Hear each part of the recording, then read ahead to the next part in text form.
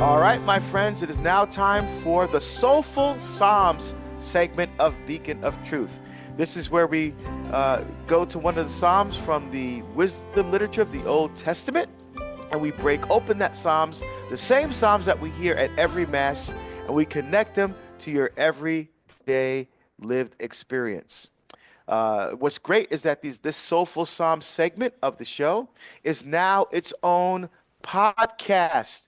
That's right. You can go to Podcast Central at EWTN, the EWTN website, or as I do, use the EWTN app, which is absolutely fantastic. You can download and listen to not just the Soulful Psalms, but many other incredible high quality shows that will help deepen and strengthen your faith. Or you can go to one of your favorite podcast platforms, like iTunes or Spotify or SoundCloud, and listen to the Soulful Psalms there. I'm using the Revised Grail Psalms. And so if my translation of Psalms is different from the one that you're using, that's okay. I'm using the new translation of the Psalms that we typically hear at Mass, that were prepared by the Benedictine monks of Conception Abbey. And today we're going to continue our look at Psalm 71.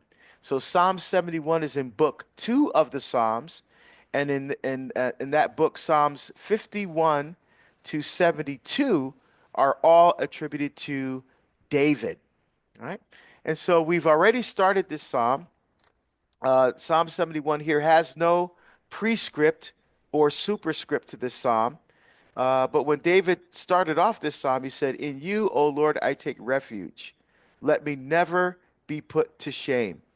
Right? So typical David, he's going to talk about something that he's going through, but he starts off, instead of saying, "Lord, why is this happening to me?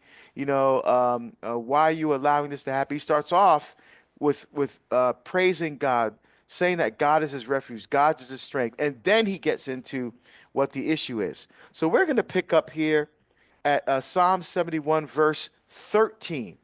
All right, verse 13. So now he's laid out the problem that he's dealing with. As typical David, because he was a warrior king, he has a number of enemies. Remember the Philistines? The Philistines weren't happy when he killed Goliath and defeated them over and over again in battle, along with some other pagan cultures as well. So David had plenty of enemies. And so he picks up at verse 13. "Let them be put to shame and destroyed, those who seek my life." Right? So the way we can apply this to our lived experience is that we're asking God to destroy the temptation to sin, to destroy the stranglehold that sin sometimes has in our life, especially if we're engaging in repetitive activities that we're struggling, some kind of addiction or a sin that just keeps we're repeating over and over again. We're asking the Lord to empty us of that desire to separate ourselves from Him, and instead fill us with His grace, and fill us with His love, and fill us with His peace.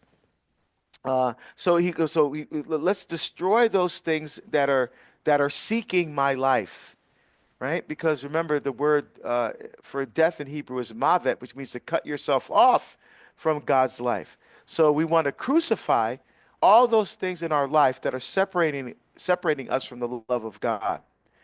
And David continues, "Let them be covered with shame and confusion, those who seek to harm me." Right? Because those who are trying to take us out of our comfort zone, trying to take us out of a relationship with God, trying to steer our minds towards secular ways of thinking. So he said, let them be covered with shame and confusion. So don't let them be. It's very interesting. It's actually kind of an opposite thing here.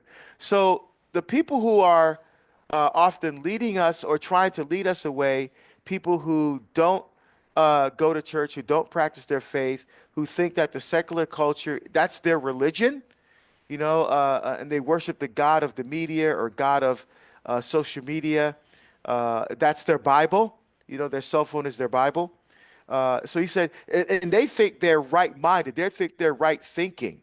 because we think progressively, we think with the majority, we think like everybody else thinks. So they think that they're in the right. Okay. So David says, let them be covered with shame and confusion.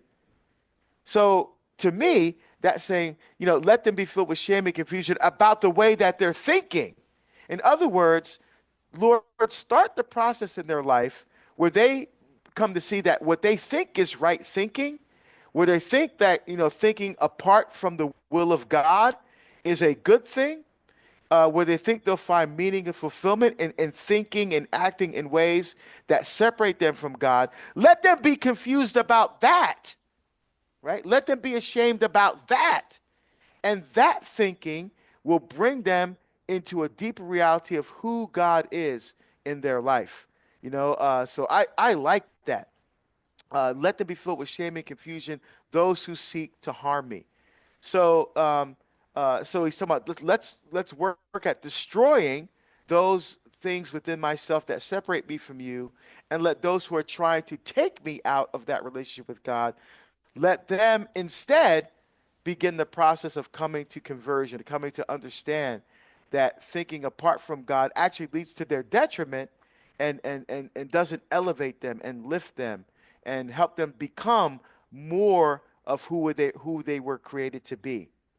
And he continues, but as for me, I will always hope and praise you more and more. So David again begins this kind of, defeat these things in my life that are separating me from you. But as this process is occurring, Lord, as your will is unfolding in my life, I'm still going to praise you. I'm still going to hope in you, even more so. I love that, how David just continuously pours out his love and pours out his soul, knowing that God hasn't done it yet, but he has the confidence that God will accomplish this in his life. And so he pours out his love in his heart to the Lord even more. Yeah, that's what I call being a hopeaholic. Like, you don't know where you're going or what's happening, but you're like, it's almost like, okay, I can't wait to see how God shows out in this situation. But also I hear, and this is where my heart breaks, is when people say, well, I go to Mass or I pray and I just don't feel God, or I just don't, feel like I'm experiencing him. And it is the sin, it is the actions, it is the life that we are choosing without him in it that is separating us from him. And that's why you have confession. That's why you have adoration. That's why you have those moments where you are literally just you and God, to be able to shed that stuff and take it off and feel his presence, because then we're also as guilty for missing on opportunities to feel him, because we won't let go or we won't surrender those things out of our lives. Yeah, that's right. And God is asking us for that surrender, because it's in that surrender that we find the deepest meaning of what love is. Right. Love is that self-giving, that self-sacrifice, that self-surrender. And David explores that beautifully here. And he continues in verse 15, my mouth will tell of your justice and all day long of your salvation, though I can never tell it all, right? Because our faith is like a treasure trove.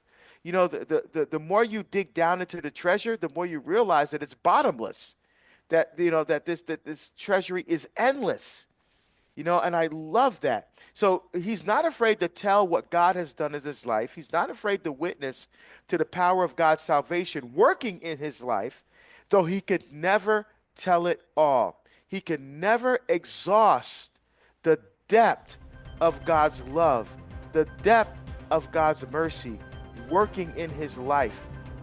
And so that's such an important thing for us to remember, that no matter what goes on in life, we can never exhaust the deepness and the treasure of God's love. For more on the Soulful Psalms with Deacon Harold Sivers, check out Beacon of Truth weekdays at 4 p.m. Eastern on EWTN Radio and streaming everywhere you listen to podcasts.